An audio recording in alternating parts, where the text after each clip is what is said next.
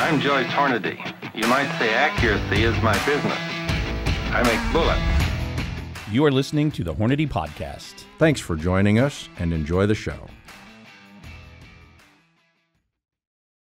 Hey everybody, I'm your host Seth. Thanks for tuning in on another episode of the Hornady Podcast, and we are coming at you live today from the Dallas Safari Club Convention. Now, at the table here with me, we're sitting down with an awesome young guy named Colton Heward. You've probably heard of him. You've probably heard of some of his work. He's a hunting guide. He's an outdoor writer. He's been a friend of the Hornady Company and the Hornadys for better part of a decade now. So without further ado, Colton, thanks for sitting down with me. You bet. Pleasure to be here. So before we get into anything else, I said they probably heard of you because you got a familiar voice if you're listening to which podcast? The Backcountry Hunting Podcast. I host a segment for Joseph on the Backcountry Hunting Podcast and have for almost a couple of years now. So awesome. Good. So for the Western hunting, the backcountry stuff, check out the Backcountry Hunting Podcast. Yep. Well, you've recently you've gotten more into the outdoor writing. Yep. And I know you just got back from a trip. And before we talk about that trip, I want to bring up a time, a similar hunt. I think it was 2017. Yep. And fill us in on, you know what I'm talking about. Yep. What went down in 2017 in Alaska? So we were on Kodiak Island, home of the biggest brown bears in the world. Which obviously, when you're hunting a place that has large predators like that, it's always in the back of your mind, being prepared in case things go south.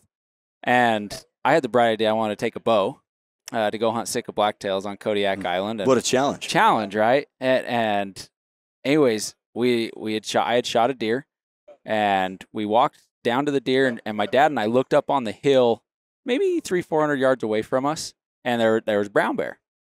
And he was just kind of, slowly feeding down the ridge, but coming our direction. And he dropped down into the draw, which is just alder thickets.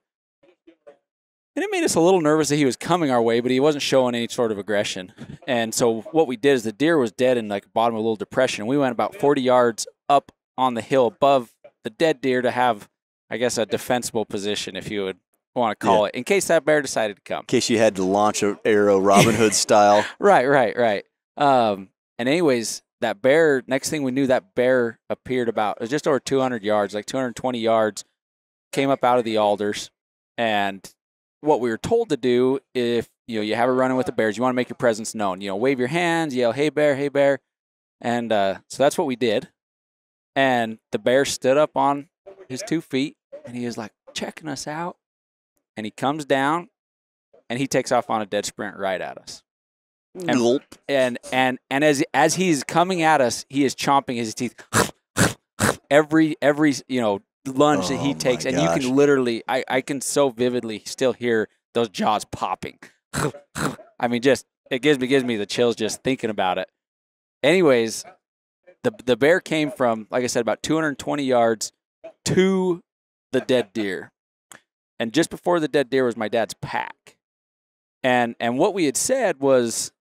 Well, what my dad said, I was standing there with a .45 handgun, which I had no clue what I was going to do with that. I wasn't going to do anything, but it made me feel a little better, I guess, because I'm standing there with a bow. Yeah, better than a bow. Yep, but in Alaska, if you shoot a bear in self-defense, you better make dang sure that you are shooting that bear in self-defense. Mm-hmm. And the transporter that we were with made that very clear. And so what we had said when we went up above the dead deer was if this bear charges, if he gets to the deer and past it, so we're talking inside 40 yards, that's when my dad would shoot. And what's your dad got? He was shooting a 7mm. Remington Magnum. And we'll just say a less effective bullet for a little faster expanding. Little faster expanding. We'll leave it at that. Out of his 7 mag, which coming from a charging brown bear, I can't imagine it's going to do anything. Yeah, at least the first one. At least right. So, anyways, the bear's coming. He literally just hits the brakes when he hits my dad's pack, which is right by the deer I just shot. And he rummages around down in my dad's pack, looks up at us, and then turns and walks the opposite direction. 40 yards.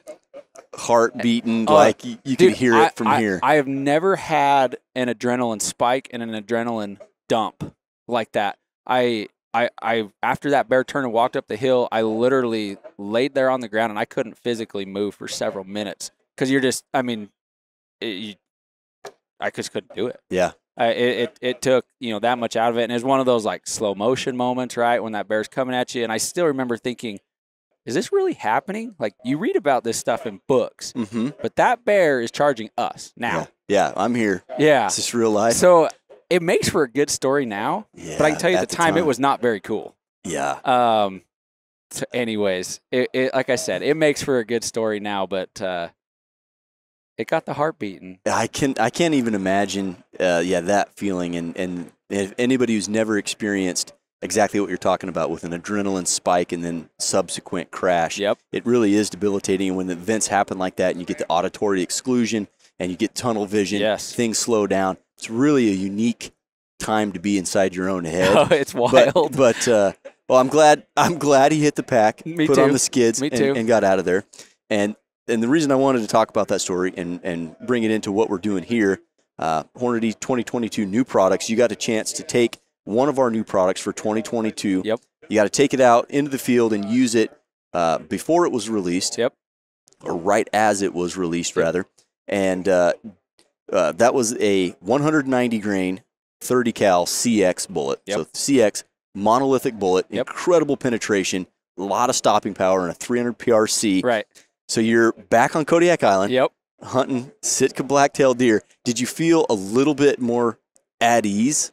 Yeah, absolutely. It's funny. I still remember when I sent you the email to see if you could send me some of these bullets to take on this hunt, and your reaction was, "Isn't that a little overkill for those Sitka black-tailed deer?" And I says it might be a little overkill, but just in case a bear decides to get a little frisky, I want to be able to have a bullet that is going to penetrate and stop that bear in his tracks. Yeah. And that bullet has that capability. Thank God we didn't have to figure out, shoot a bear in Yeah. self-defense. You didn't make it 100% back-to-back trips. Yeah, exactly. But anyways, I mean, the bullet performed flawlessly on those Sitka blacktail. And those Sitka blacktail are a little bit bigger than what people think. A mature buck's still going to weigh 175, 180 pounds. That's a good-sized animal It's a still. good size animal, and a couple of the shots, we had to take longer shots. And, I mean, we always joke that there's no such thing as two dead. Right.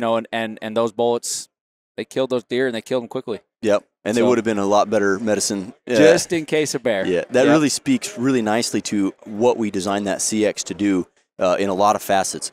First and foremost, for bigger, tougher game. So Yep. in the instance you would have had to shoot it, that's 95% weight retention. Yep. These bullets routinely penetrate 30 inches or more. Yep. They're really, really robust there.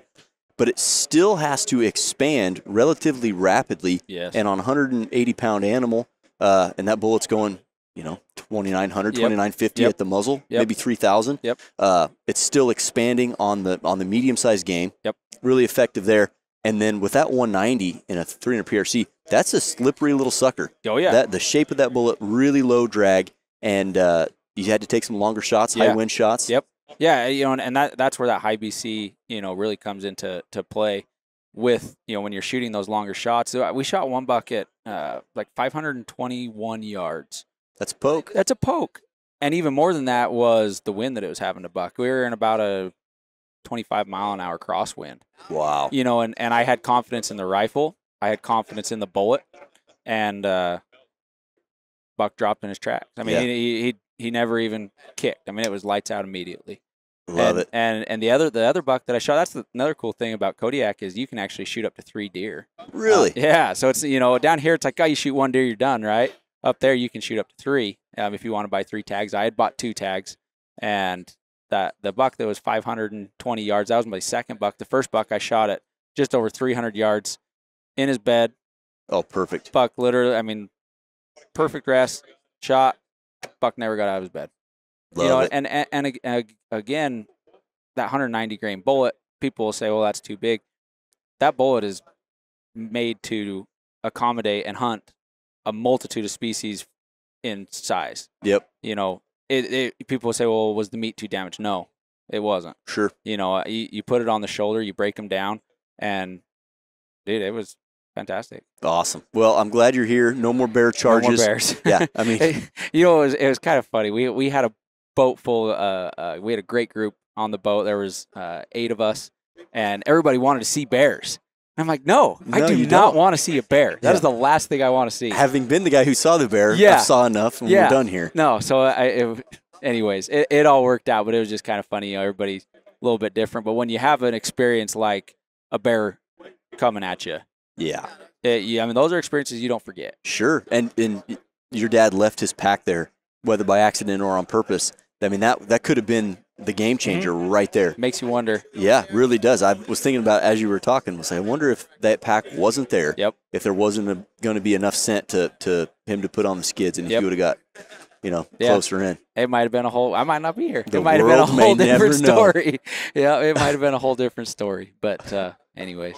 Awesome. Well, I appreciate you sharing that with us, and let's go enjoy the rest of the Dallas Safari Club convention. Appreciate it, Seth.